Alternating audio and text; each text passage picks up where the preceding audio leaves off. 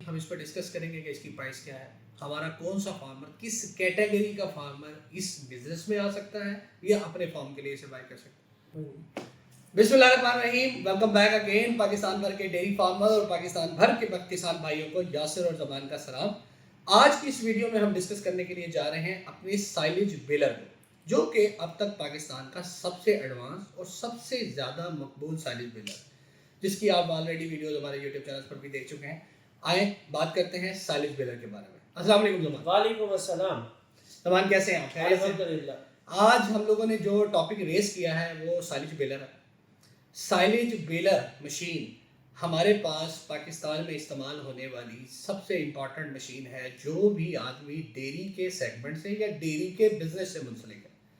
इसके क्या क्या फीचर हैं, इसके क्या क्या बेनिफिट हैं, इसकी मदद से हमारा फार्मर किस तरह से अपने डेयरी की पूरे साल की जो फीड है अपने एनिमल की उसको सेव कर सकता है, और साइलेज बेलर के क्या क्या बेनिफिट्स हैं इस पर हम डिस्कशन करेंगे। साइलेज बेलर के हवाले से आज आपने पॉइंट आउट किया है कि हमारा नया टॉपिक। तो साइलेज बेलर के बारे में मैं आपको बताता चलूँ कि साइलेज बेलर पहले होता क्या है। साइलेज बेलर के बारे में हमारे बहुत से फार्मर हज़ार जानते होंगे, लेकिन मैं फिर भी शॉर्टली आपको बता देता हूँ कि साइलेज बेलर का जो मतलब है वो ये है कि आपके साइलेज को पैक करने वाली मशीन। आपके साइलेज को पैक क्यों किया जाता है? आपको मालूम है कि मकई की फसल से साइलेज तैयार किया जाता है। आप साइलेज को सेव करने के लिए, प्रिजर्व करने के लिए डिफरेंट तरीक़ेकार हैं। मोस्ट जो कॉमनली इस टाइम है पड़ा वो ये है कि आप एक बैंकर बनाते हैं, 3 दीवारें बनाते हैं, उसके अंदर साइलेज को फेंकते हैं, प्रेस करते हैं, उसके ऊपर शॉपर लगा के बंद कर देते हैं। उसके अंदर ये होता ये है कि साइलेज जो है वो आपका ज़्यादा टाइम के लिए महफूज तो हो जाता है, लेकिन जब भी आप उसको दोबारा इस्तेमाल करते हैं, जब भी आप साइलेज को निकालने के लिए खोलते हैं तो कुछ हिस्से को जब हवा लगती है तो वहाँ पे उसको फंगस लग जाती है। तो बेल करने का जो असल मकसद होता है वो ये होता है कि आपने साइलेज बनाने से पहले या बने हुए साइलेज को आपने जब पैक कर दिया तो उसकी शेल्फ लाइफ जो होती है, आप उसको 3 से 4 साल तक काबिल इस्तेमाल रख सकते हैं। रख सकते हैं। अच्छा, अब साइलेज बेलर पाकिस्तान के अंदर बहुत सी कंपनीज हैं जो साइलेज बेलर लेकर आती हैं। इसके अंदर चाइनीज़ भी होते हैं और टर्किश भी होते हैं। टर्किश जो है साइलेज बेलर है वो हमारे पास इकोनॉमिकली इतना कोई मतलब बहुत ज़्यादा महंगा हो जाता है, जिसकी वजह से बहुत कम लोग उसकी तरफ हैं। ज़्यादातर जो चाइनीज़ साइलेज बेलर हैं वही इस्तेमाल किए जाते हैं। जिस साइलेज बेलर के ऊपर हम बात कर रहे हैं, इसकी साइलेज की जो बेल है उसका साइज क्या होता है? ये बेसिकली जो छोटा साइलेज बेलर के ऊपर हम लोग बात कर रहे हैं, ये तकरीबन 80 टू 100 केजी की एक बेल तैयार करती है। आप यानी कि ऑन एवरेज पूरा दिन का काम करने के बाद आपकी जो बेल का साइज़ होता है वो आप कैलकुलेट करें तो 88 टू 90 केजी आ जाता है। कोई 100 केजी की भी गठ बनती है जो बेल तैयार होती है, कोई 80 और हमारी ये वेट जो है डिपेंड करता है उसके अंदर मौजूद मॉइस्चर के ऊपर, कि हमारी जो मकई है उसके अंदर जितना मॉइस्चर होगा उस हिसाब से बेल का वजन बढ़ जाएगा बढ़ जाएगा और या जितना कम उसमें मॉइस्चर कम होगा उसमें हो जाएगा। बिल्कुल इसी तरीके। तो ये जो हमारा साइलेज बेलर है ये मार्केट के किसी भी साइलेज बेलर से किस तरह से डिफरेंट है? हाँ जी, इसके अंदर बहुत सारी चीज़ें हैं जो मैं आपको वन बाय वन करके बताता हूँ। ये एक लॉन्ग जर्नी है जो कि मैं आपको सम अप करके इस वीडियो के अंदर बताता हूँ। तकरीबन 7 से 8 साल हमें लगे एक साइलेज बेलर को, मुसलसल उसके ऊपर हमने वर्क किया, उसको अपग्रेड किया। और उसके पीछे जो मेन रीज़न थी ये थी कि हम लोग silage baler from the day first 2014 के अंदर हमने पहला साइलेज बेलर पाकिस्तान के अंदर मंगवाया और अपने एक फार्मर को दिया और ख़ुद जाके उसको डेमोस्ट्रेट किया। अब उसके अंदर जो जो चीज़ें हमने देखी कि हमारे फार्मर को फेस करनी पड़ रही हैं, उसको चलाने में, वो चलाने में कितना आसान है, मुश्किल है, उसकी सेटिंग किस तरीके से है, उसके अंदर जो मटेरियल है उसकी परफॉर्मेंस क्या है, तो ये हमने वन बाय वन करके उसके अंदर ये सारी चीज़ें ऐड ऑन की हैं जो मैं आपको एक एक करके उसके अंदर बताने जा रहा हूँ। सबसे अहम जो सबसे पहला फीचर था वो ये था कि साइलेज बेलर के अंदर आपको पता है कि रूलर होते हैं, आलमोस्ट कोई 32 या 34 रूलर्स होते हैं जिनका काम होता है उसने साइलेज को कंप्रेस करना होता है और एक बॉल की शक्ल देनी होती है। तो वो रूलर जो होता है वो एल्युमिनियम का एक रूलर होता है, उसकी दोनों साइडों के ऊपर बेरिंग्स लगे होते हैं। तो साइलेज के अंदर मौजूद मॉइस्चर की वजह से जो पहला साइलेज बेलर जो पाकिस्तान के अंदर आया था, जो हमने मंगवाया था, उसके अंदर हमें क्या प्रॉब्लम देखने को मिला कि एग्जैक्टली 2 महीने के बाद उसके बेरिंग के अंदर फॉल्ट आना शुरू हो गया, क्योंकि उसके अंदर बेरिंग जो है वो चाइनीज़ कंपनी ने एक स्टैंडर्ड बेरिंग लगाया हुआ था। उस टाइम तक हमें भी उसका आइडिया नहीं था कि इसके अंदर बेरिंग की क्या अफादियत है। तो सबसे पहला चेंज जो हमने उसके अंदर किया वो ये किया कि उसके अंदर जितने भी बेरिंग्स थे वो सारे चाइनीज़ उसमें से आउट किए और उसके अंदर तमाम बेरिंग हमने SKF ओरिजिनल इटली के बेरिंग लगवा दिए और उनको मतलब seal type double seal bearing उसको कहा जाता है, जो कि मॉइस्चर जो है अपने अंदर एब्जॉर्ब नहीं करता। Right. जिसकी वजह से हुआ क्या कि आपका जो बेरिंग 1 महीने या 2 महीने के अंदर मेंटेनेंस निकालता था, हमारे पास अल्हम्दुलिल्लाह 2 साल तक भी बेरिंग की कंप्लेन आनी बंद हो गई। अच्छा, हमने नोट किया है कि ये बेरिंग आउटसाइड लगे हुए हैं। हाँ जी। नॉर्मली मशीन्स के अंदर बेरिंग इनसाइड होते हैं और इसके ऊपर एक ग्रीस निपल भी है। जी इसके हवाले से थोड़ा सा ये हमारे व्यूअर्स को बताएं कि ये आउटर बेरिंग का क्या पर्पस है। हाँ जी, बेरिंग जो पहला बेलर था उसके अंदर हमें इनसाइड बेरिंग था। इनसाइड बेरिंग का ये था कि आपका अब अगर आप एक साइलेज बेलर को देखें तो उसके अंदर मैंने जैसा बताया कि 34 रूलर्स हैं। अगर कोई दरमियान वाले रूलर का बेरिंग ख़राब हो गया तो पहले हमें ये प्रॉब्लम फेस करनी पड़ती थी कि हमें पहले सारे रूलर बाहर निकालने पड़ते थे, देन उस रूलर को बाहर निकाल कर उसका चैम्बर खोलना पड़ता है। पूरा चैम्बर ही एक ऐसा समझ लें कि एक बेरिंग अगर चेंज करना है तो उसके लिए 3 दिन लग जाते हैं। राइट, अब हमारे बेरिंग आउटर हैं और उसमें ग्रीस की ऑप्शन अवेलेबल है कि हमें अगर उसकी मेंटेनेंस करनी है तो हम उसे आउटर बेरिंग के थ्रू ग्रीस दें। हर रूलर के बेरिंग को हमने एक आउटसाइड बेरिंग जिस तरह आपने बताया वो कर दिया और सेकेंडली उसके अंदर एक ग्रीस की निपल भी ऐड ऑन कर दिया ताकि हर बेरिंग को एक्सटर्नली आप बाद में हमारे फार्मर का एक बड़ा इंपॉर्टेंट क्वेश्चन होता है जुबान के, ये जो हमारा सैलेज बेलर है जिसे हम पिकल प्लेट यानी एसएस बॉडी कहा जाता है, इसमें एसएस बॉडी या पिकल प्लेट की जरूरत क्यों पेश आती है? हाँ जी, ये दूसरा चेंज था बेसिकली जो कि हमें ज़रूरत पेश आई। जो जिस रूप दो मेन इसकी प्लेट्स हैं जिसके ऊपर रूलर लगे हुए हैं, वो प्लेट्स जो पहले थी वो MS बॉडी की थी, आम जिसको लोहा कहा जाता है, लोहे की चादर की थी, जिसकी चादर की थी। तो जो आम लोहा है डेफिनेटली अगर आप उसको मॉइस्चर के अंदर मुसलसल इस्तेमाल करेंगे तो वो विद द टाइम वो रस्टी हो जाएगा, उसके ऊपर जंग आ जाएगा। तो जंग जो है वो लोहे को खा जाता है। तो उसके अंदर क्या हुआ कि हमें दूसरा प्रॉब्लम जो फेस करना पड़ा वो ये हुआ कि कुछ टाइम के बाद वो प्लेट जंग लगने के बाद एक्सीडेंट होनी शुरू हो गई, टूटनी ब्रेक होनी शुरू हो गई, जो कि एक बड़ा मसला था। तो उसका हल हमने जो इसके अंदर निकाला वो ये कि हमने अपने बेलर की जो मेन उसकी प्लेट्स थी उसको हमने SS मटेरियल के अंदर कर ताकि दिया। उसकी सेल्फ लाइफ आप ये देख रहे हैं कि आप वो लाइफ टाइम जो 25 इयर्स लाइफ टाइम एक साइकिल होता है, तो ये 25 इयर्स की हमारी इसकी वारंटी है कि इसको कभी भी रस्ट नहीं लगेगा, जंग नहीं लगेगा इसको। ओके।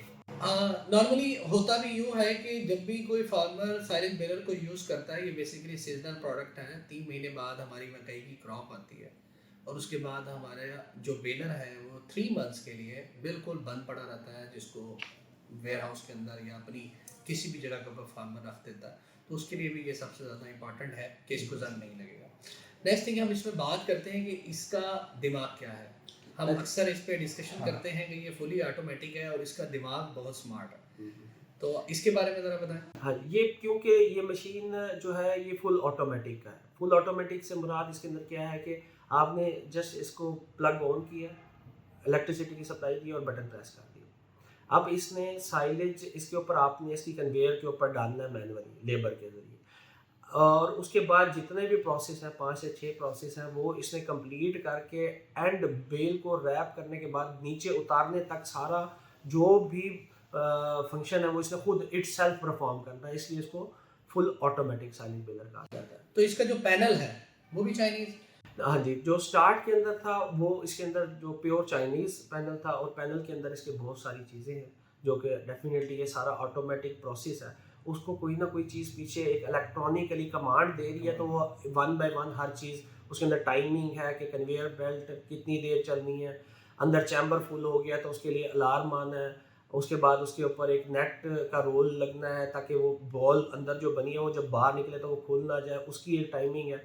तो इन सारी चीज़ों को ना एक इलेक्ट्रॉनिक पीछे डिवाइस है जो कि इसको कंट्रोल कर रही होती है। इस सारे प्रोसीजर को कितना टाइम लगता है इनपुट देने से लेकर और एक बेल के बन के जमीन पे गिर जाने तक? ऑलमोस्ट आप कह सकते हैं कि जो 80 केजी की या 80 to 100 केजी की जो एक बेल होती है उसको बनने के अंदर 1 मिनट से कम टाइम लगता है। तो इस 1 मिनट के अंदर पीछे बैक एंड के ऊपर को तकरीबन 10 से 12 काम होते हैं जो साइलेज बेलर खुद परफॉर्म कर रहा होता है थ्रू इस मशीन के दिमाग, जिसकी आपने भी बात की है कि उसके अंदर आखिर क्या चीज़ है जो उसको ये सारी चीज़ें परफॉर्म करने के ऊपर एक्यूरेट कर।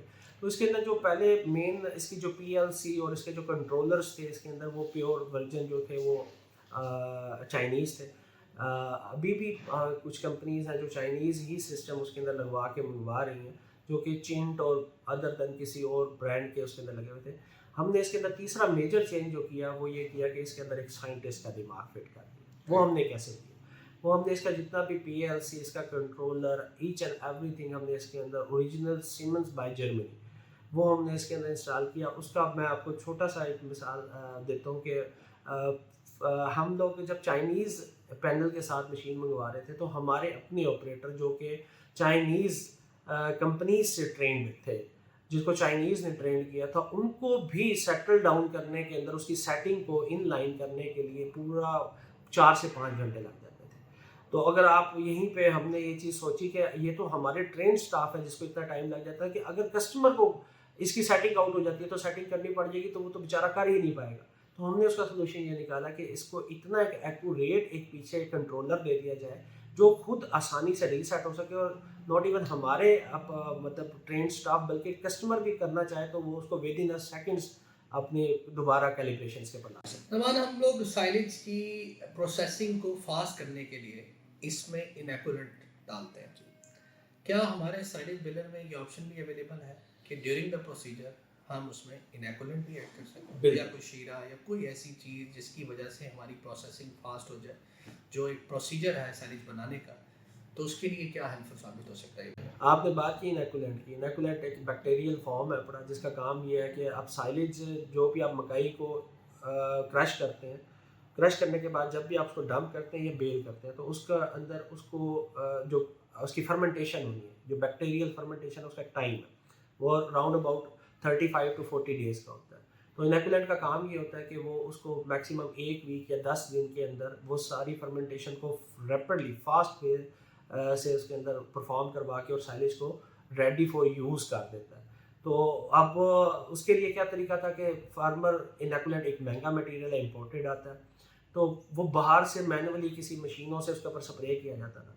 हमने इसके पीएलसी के साथ ही उसको एक सेट पॉइंट दे दिया, और जहाँ से साइलेज इनटेक हो रहा है, जो उसकी कन्वेयर से साइलेज अंदर पैक होने के लिए जा रहा है, उस जगह पे हमने एक शावर लगा दिया। उस शावर, और वो शावर भी कंट्रोल हो रहा है थ्रू हमारे इलेक्ट्रॉनिक मीडियम पीएलसी पैनल से। जैसे ही कन्वेयर चलती रहेगी उस टाइम तक आपका इनएक्यूलेंट उसके ऊपर स्प्रेयर होता रहेगा, और जैसे ही कन्वेयर रुकेगी तो आपका इनएक्यूलेंट का स्प्रेयर बंद हो जाएगा, जिससे आपका इनएक्यूलेंट भी सेफ होगा और आपका साइलेज भी जल्दी जाएगा। बीइंग अ फार्मर, हम अक्सर ये क्वेश्चन हमारे फार्मर रेस करते हैं और हम चाहेंगे कि इस पॉडकास्ट में वो आंसर भी क्लियर हो जाए। What is the auto oiling system? बिल्कुल, ऑटो ऑयलिंग सिस्टम के पीछे भी एक लंबी स्टोरी है जिसके ऊपर अल्हम्दुलिल्लाह हमें चाइनीज़ कंपनी ने भी अप्रिशिएट किया था। वो बिल्कुल हमारा बाकी मसलों के लिए हमने उनके साथ डिस्कस किया और उन्होंने हमें इसका सोल्यूशन दिया।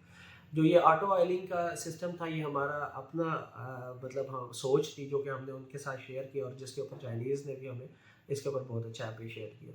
हमने क्या किया कि इसके साथ एक होता ही हुआ कि साइलेज बेदर जब चल रहा होता है तो जो इसके ऊपर ऑपरेटर है उसको गाइड किया जाता है कि आपने विद द टाइम बीइंग दिन में 3-4 दफ़ा हाथ में एक तेल की कुप्पी होती है जो इसके साथ ही होती है इसकी टूल किट के अंदर, तो आपने डिफरेंट पार्ट के ऊपर जहाँ इसकी चैन चल रही है या मूविंग गरारियाँ हैं पड़ी, उस जगह को ऑयलिंग वगैरह करना होता है। तो हमने क्या किया कि इसके साथ एक छोटा सा आपने वो नलके की तरह का एक पंप था, छोटा सा पंप है, वो हमने इसकी साइड के ऊपर लगाया जिसके अंदर ऑयल डाल दिया जाता है बिफोर द टाइम। अब उसके साथ से हमने लाइंस पाइप ली और हर उस जगह के ऊपर जाके हमने उन लाइंस को छोड़ दिया जहाँ पे ऑयल देने की ज़रूरत थी, रिक्वायरमेंट है जहाँ पे रिक्वायरमेंट ऑयल की।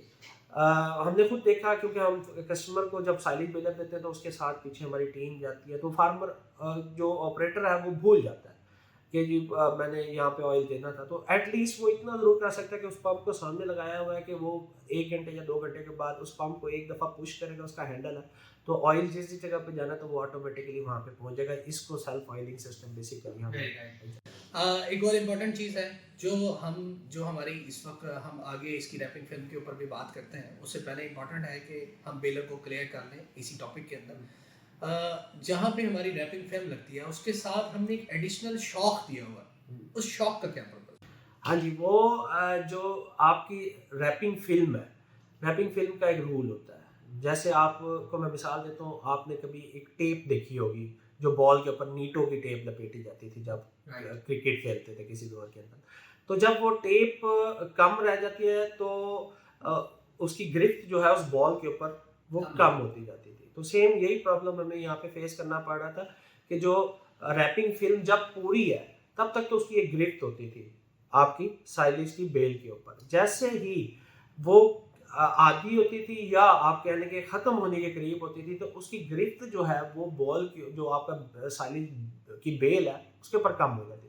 जिससे क्या होता था कि आखिरी बेल्स के अंदर जो उसकी रैप हो रही है वो थोड़ी सी ढीली ढीली हो रही थी और जो आपकी बेल है उसकी शक्ल को इतनी अच्छी नहीं बन रही थी। हमने उसके साथ एक हाइड्रोलिक जेट ऐड की है जो कि आपको किसी और साइलेज बेलर के अंदर नहीं मिलेगा। ये छोटे छोटे बहुत सारे चेंजेस हैं, आगे और भी बताएंगे। तो उससे ये फ़ायदा हुआ कि आपके आखिरी टर्न तक जो आपकी रैपिंग फिल्म का आखिरी टर्न तक तब तक आपकी गिरफ्त ऐसे रहेगी कि जैसे आप हाथ से पकड़ के किसी बॉल को अच्छी तरीके से आप उसके ऊपर वो कर दें। राइट।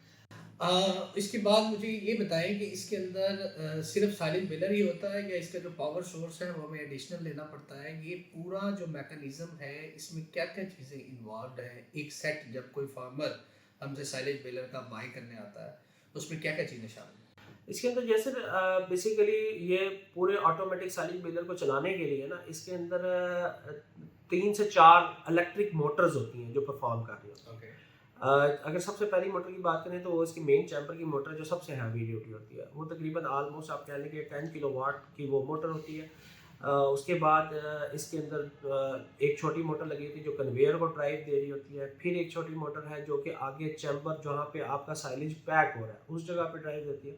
और फोर्थ वन वो है जो आपके इसके साथ आपको एक अलग से एयर कंप्रेसर भी दिया जाता है क्योंकि न्यूमेटिकली एयर से कंट्रोल हो रहे होते हैं फंक्शन जब इसका चैम्बर खुलता है और दोबारा बंद होता है।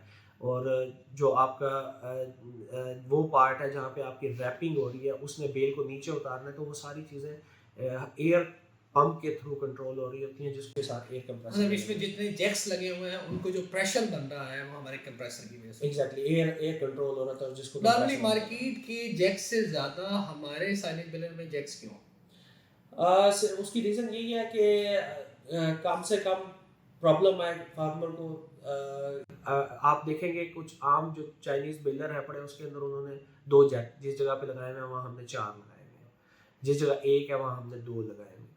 हमने बेसिकली इस साइलेज बेलर को एक हमारा पैशन था कि हम पाकिस्तान के अंदर एक ऐसा साइलेज बेलर डिज़ाइन करें जो कि हो तो चाइनीज़ लेकिन उस अमलन वो किसी यूरोपियन या किसी टर्किश स्टैंडर्ड से कम ना। और अल्हम्दुलिल्लाह हमारी इस 7 साल की मेहनत के अंदर अल्लाह पाक के साथ से हमने इसको आज इस लेवल के ऊपर ले आए हैं कि आप इसका कंपैरिजन किसी यूरोपियन बेलर के साथ कर सकते हैं।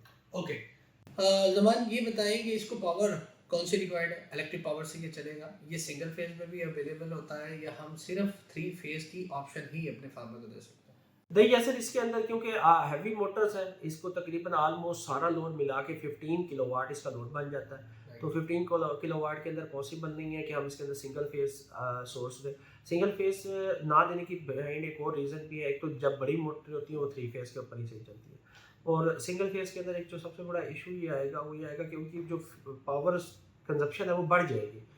3 फेज के अंदर जो सप्लाई के अंदर आपकी जो पावर कंजप्शन है वो कम होगी। आप कह लें कि अगर एक यूनिट फॉर एग्जांपल आज की डेट के मुताबिक 30 रुपीज़ का एक यूनिट है तो आप एक यूनिट के अंदर इससे आलमोस्ट जो है वो 2 या 3 4 तक बेलें भी आप बना लेंगे। ठीक है।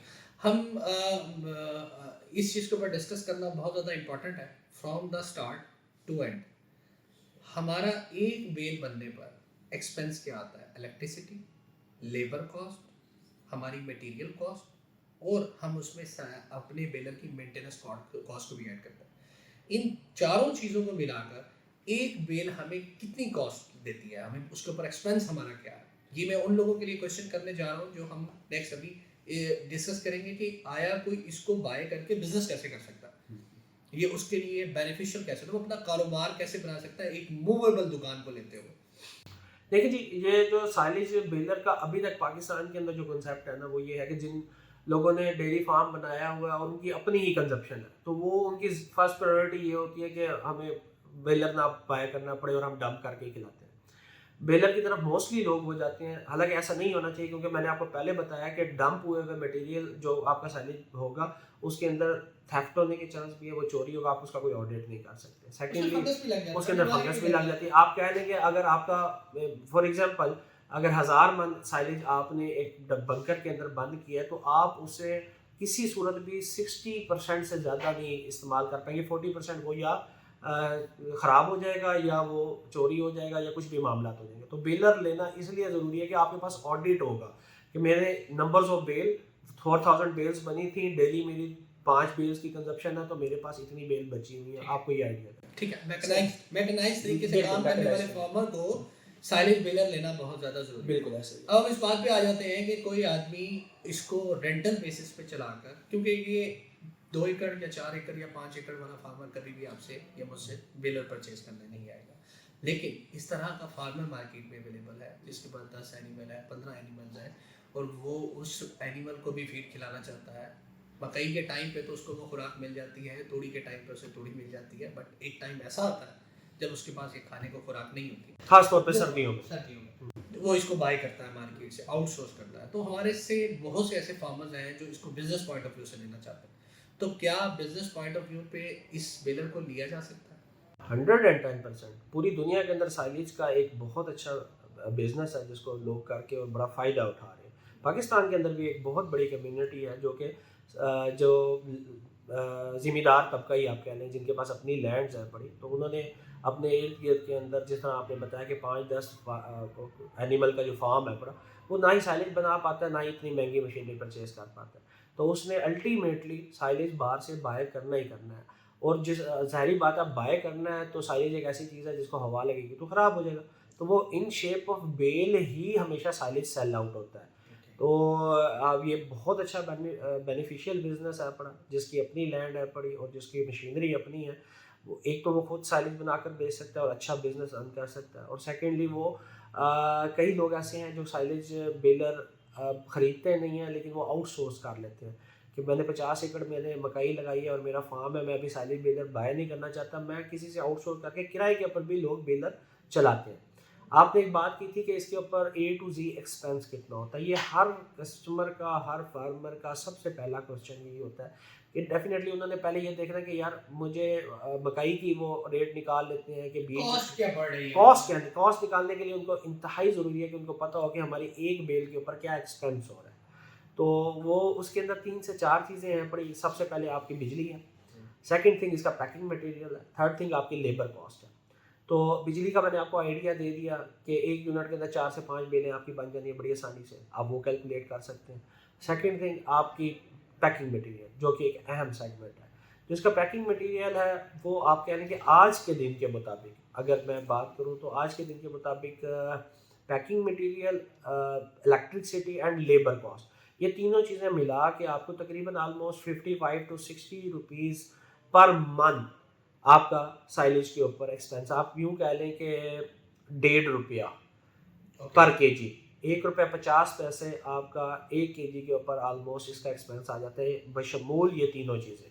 ओके, ये तमाम एक्सपेंसेस हमारी कॉस्ट जो बनती है, जो एक्सपेंसेस डाल के, मतलब आप ये कहते हैं कि 1.5 से 2 रुपए के 1.5 से 2 ऑलमोस्ट वेरी करता आपकी रहता है। लेबर भी आ गई, आपकी इलेक्ट्रिसिटी भी आ गई, आपका पैकिंग मटेरियल भी आ गया। Packing availability of the packing material, क्या इसकी अवेलेबिलिटी फार्मर को पाकिस्तान में हर जगह पर अवेलेबल है? जी बिल्कुल, हमने इसको पिछले 2 साल से पहले इसकी जो रैपिंग की जो फिल्म थी वो हम इम्पोर्टेड ही मंगवाते थे, क्योंकि अभी आपको पता है इम्पोर्टेड चीज़ों की कॉस्ट बहुत ज़्यादा हो रही है। तो 2 साल से पाकिस्तान के अंदर आउटसोर्सिंग की जा रही है बड़ी आसानी से। बहुत सारे लोग हैं जो कि इस सारी जो रैपिंग फिल्म है उसको खुद यहाँ मैन्युफैक्चर कर रहे हैं, जो कि इम्पोर्टेड से सस्ती पड़ती है।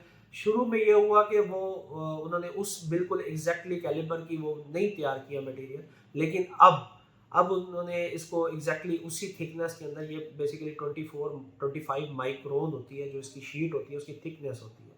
तो अभी 24-25 माइक्रोन के अंदर पाकिस्तान के अंदर बननी शुरू हो गया, तो लिहाजा बड़ी आसानी से आपको पैकिंग मटेरियल मिल जाएगा। ऑलराइट, पाकिस्तान की मार्केट के अंदर साइलेज की जो बेल्ट है वो हमारी पंजाब है, ज़्यादा साइलेज मकई का यहीं पर लगता है, लेकिन हम इसकी कंजम्पशन के लिए अगर देखा जाए तो पूरा पाकिस्तान। तो पाकिस्तान के अंदर लोकल ट्रेडिंग होने के अंदर सबसे ज़्यादा बेल हमारी 80 to 100 वाली इन्वॉल्व है या 1 टन की बेल इन्वॉल्व? देखिए जी, 1 टन भी इसमें इस्तेमाल होती है, 500 भी इस्तेमाल होती है, लेकिन अगर आप रेशो निकालें तो ज़्यादा जो है वो छोटी बेल का ही काम है। उसकी रीज़न ये है कि एक तो ये कैरेज आसान है, आप छोटी बेल है तो कोई बंदा एक मोटरसाइकिल के ऊपर भी एक बेल उठा के बड़ी आसानी से दूसरी जगह के ऊपर जा सकता है। इसके पास एक दो एनिमल्स है। और ज़्यादा जो बड़ा फार्मर है उसकी कोशिश यही होती है कि वो बड़ी 1 टन वाली बेल की तरफ भी जाता है, क्योंकि उसके पीछे भी एक रीज़न है। उसकी रीज़न ये है कि नंबर्स ऑफ एनिमल के फार्म पे डिपेंड करता है। अगर आप 1 टन वाली बेल बाय करते हैं वो डेफिनेटली सस्ती पड़ेगी। जितनी बड़ी बेल होती जाएगी पैकिंग कॉस्ट कम होती जाएगी तो उसकी साइलेज की प्राइस थोड़ी सी कम हो जाती है। तो अगर उसके पास इतने एनिमल हैं कि वो 1 टन वाली बेल अगर एक दफ़ा काट के खोल लेता है और वो उसी टाइम के ऊपर उसकी कंज्यूम हो जाती है, तो देन वो प्रेफर करता है बड़ी बेल को। अदरवाइज अगर वो पूरी नहीं खिला पाता तो वो साइलेज जो है वो दोबारा खिलाने के काबिल नहीं रह जाता। ओके, मतलब इसका कितना एक ड्यूरेशन होता है, कितनी देर तक ये आज बेल ओपन हो गई, मैं 80 to 100 केजी की बेल पे बात करता हूँ, मेरे पास एक एनिमल है, लोगों ने शौक से अपने घर में अपने घर की बैक साइड के ऊपर, हमारे पास डिफरेंट टाइप के कस्टमर्स ऐसे हैं जो हमसे छोटी मिल्किंग मशीन लेते हैं और कहते हैं मेरे पास एक काऊ है, वो एक बेल को ओपन करता है, तो इस बेल की सेल्फ लाइफ कितनी? 10 से 12 घंटे। 10 से 12 आप कह सकते हैं कि 10 से 12 घंटे के अंदर उसको कंज्यूम करवाना ही करवाना है हर हाल। ऑलराइट। और 10 से 12 घंटे के बाद वो साइलेज हमारे एनिमल के लिए वो हेल्दी हेल्दी भी नहीं है और वो उसका कोई फायदा नहीं है। वो ऐसे समझ लें कि फिर आप कोई भी गंद बला उठा के खुश्क उसको डालते हैं, उसका उतना ही फायदा होगा जितना उसका होता है। मतलब उसके अल्टरनेट में आपने तूड़ी डाल दी है, पराली डाल दी, कोई भी डाल हाँ, दिया तो वो उसकी वर्थ उतनी रह जाती है। बिल्कुल। एनिमल के लिए नुकसानदेह तो नहीं है। एनिमल के लिए तो बेनिफिट है। आपको जितने भी जो दूध देने वाले जानवर हैं और इवन दो के जो फैटनिंग की तरफ जाते हैं, तो इससे एनिमल की जो है हेल्थ है वो बहुत बेहतर रहती है, दूध की प्रोडक्शन बेहतर हो जाती है। फैटनिंग वाले दूध जो फैटनिंग वाले एनिमल्स हैं वो मोटे ताज़े होते हैं, इसके बड़े बेनिफिट हैं। हम मकई का साइलेज ही क्यों रिकमेंड करते हैं? हमने ये देखा है कि हमारी पाकिस्तान की मार्केट के अंदर सबसे ज़्यादा इस्तेमाल होने वाला साइलेज जिसे हम रिकमेंड करते हैं वो मकई का लिया जाता है। क्या इसमें न्यूट्रिशन ज़्यादा होती है? बिल्कुल ऐसे ही है। अवेलेबिलिटी ऑफ क्रॉप है असल चीज़ ये है। वैसे दुनिया के अंदर जो बेस्ट साइलेज रिकमेंड है वो होता भी मेज़ का ही है, मकई के लिए, क्योंकि जो मकई का दाना आपने अक्सर देखा होगा कि फार्मर का कंसर्न होता है कि यार साइलेज के अंदर मकई का दाना नज़र आना चाहिए। तो मकई के दाने के अंदर जो न्यूट्रिशन है पड़े वो आपकी और किसी क्रॉप के अंदर नहीं है। लोग बनाते हैं, हमने कई हमारे ऐसे फार्मर हैं जो कि ज्वार से भी बना देते हैं, जो गंदम का भी बना देते हैं, वो अदर देन किसी और क्रॉप का हर लंबे पत्ते वाली लंबे टांडे वाली फसल का साइलेज बनाया जा सकता है। लेकिन डिपेंड कर रहा होता है कि आप मकई का जो साइलेज है वो ज़्यादा फ़ायदेमंद है। दूसरी चीज़ों के अंदर फिर लोग अलग से कुछ चीज़ें ऐड ऑन करते हैं, लाइक अपनी तरफ से उन्होंने कोई उसके अंदर शीरा ऐड कर दिया या इस तरह की चीज़ें ऐड कर दी जो उसकी गज़ाइयत को बेहतर करते हैं। लेकिन बेस्ट रिकमेंडेड जो है वो मकई के साइलेज हमारे एनिमल के लिए, मिल्किंग वाले एनिमल्स के लिए भी और फैटनिंग वाले एनिमल्स के लिए भी सबसे ज़्यादा हाईली रिकमेंडेड हमारा मकई का साइलेज। बिल्कुल ऐसे। देन द लास्ट थिंग हम इस पर डिस्कस करेंगे कि इसकी प्राइस क्या है, हमारा कौन सा फार्मर, किस कैटेगरी का फार्मर इस बिजनेस में आ सकता है या अपने फार्म के लिए इसे बाय कर सकता है। जैसे अभी जो के लिए जो है प्राइस वो ये मामला चल रहा है कि हमारा जो साइलेज बेलर है वो मार्केट से उसकी प्राइस ऑलरेडी ऑलमोस्ट 1.5 से 2 लाख रुपए महंगा है। उसकी रीज़न मैं इसी पॉडकास्ट के अंदर आपको बता चुका हूँ कि उसके अंदर अगर हम एक पेज इधर से उतार के दूसरी जगह पर भी लगाते हैं तो डेफिनेटली उसकी एक कॉस्ट है। तो हमने तो इसके अंदर मेजर चेंजेस किए हुए हैं आपको, जिसमें मोटी मोटी चीज़ मैं आपको बता चुका हूँ कि स्टील बॉडी है, बेरिंग चेंज है, सीमेंस का पैनल है और भी बेशुमार छोटे छोटे चेंजेस हैं जो इसके अंदर किए हैं, तो डेफिनेटली उसकी एक कॉस्ट है बड़ी। तो अभी के लिए जो हमारा साइलेज बेलर है फरवरी 2023 के अंदर हम लोग बैठे हुए हैं, अभी ये ऑलमोस्ट 2 मिलियन का है। आगे के देखें क्या बने, वक्त और हालात बताएंगे। तो अगर देखा जाए तो जब आप एक क्वालिटी प्रोडक्ट लेते हैं तो आपको उसके लिए ये बियर करना पड़ता है। क्वालिटी प्रोडक्ट मार्केट में बहुत ज़्यादा इंपॉर्टेंट है कि एक चीज़ ऐसी है जिसका आपको पता है कि यार उसे ले लेने के बाद मेरा ना तो काम होगा और शायद 6 महीने बाद मुझे उसे बंद करके कंडम करना पड़े, भीगना पड़े। लेकिन आप जब एक क्वालिटी प्रोडक्ट लेते हैं जिस पे आपको ये ट्रस्ट होता है कि यार ये मार्केट में ऑलरेडी चल रही है, जैसे होंडा लेने वाला कहता है मिलता है होंडा ही ऐसा, तो हम इसकी एग्जांपल लें तो ये इसी तरह से है कि अगर इसकी प्राइस ज़्यादा है तो हमारे फार्मर के लिए ये चीज़ इसलिए भी बेनिफिशियल है कि इसकी लाइफ भी ज़्यादा है। अगर प्राइस ज़्यादा है तो लाइफ भी ज़्यादा है। देखिए जी, इसके लिए तो मैं अल्हम्दुलिल्लाह हमारा ये एक चैलेंज है बड़ा कि हम लोग इस बात का दावा करते हैं कि अगर इस क्वालिटी का कोई साइलेज बेलर मार्केट के अंदर है तो हमें साबित करें। फ़र्क जो होगा मैंने आपको बताया 1.5-2 लाख रुपए का फ़र्क है। अगर आप साइलेज बेलर लेने का प्लान कर रहे हैं या बिज़नेस करने का प्लान कर रहे हैं तो समझदारी अव्वल तो जो लेने वाला है, जो इतने पैसे खर्च कर रहे हैं, वो खुद भी इस चीज़ को अंडरस्टैंड कर जाता है कि 18 लाख रुपए लगा कर वो एक साइलेज बेलर लेता है और 2 लाख रुपए की बचत करता है, और हर 6 महीने बाद अगर उसको उसके ऊपर 2 लाख रुपए खर्च करने पड़ते हैं और उसका चलता हुआ काम भी रुकता है, बार बार मैकेनिक को भी बुलाना पड़ता है, धक्के खाने पड़ते हैं, उससे बेहतर ये है कि आप 2 लाख रुपए और खर्च करें और अपने 18 लाख को भी सेव करें। Right right. Thank you very much Zaman. उम्मीद है कि इस पॉडकास्ट के अंदर हमने अपने फार्मर्स को साइलेज बेलर के हवाले से हर किस्म की इंफॉर्मेशन दे दी होगी। ये किस तरह से परफॉर्म करता है, इसे आप बिज़नेस किस तरह से कर सकते हैं, ये आपके डेयरी के बिज़नेस के लिए क्यों ज़्यादा इंपॉर्टेंट है। अब तक के लिए अल्लाह निगहबान।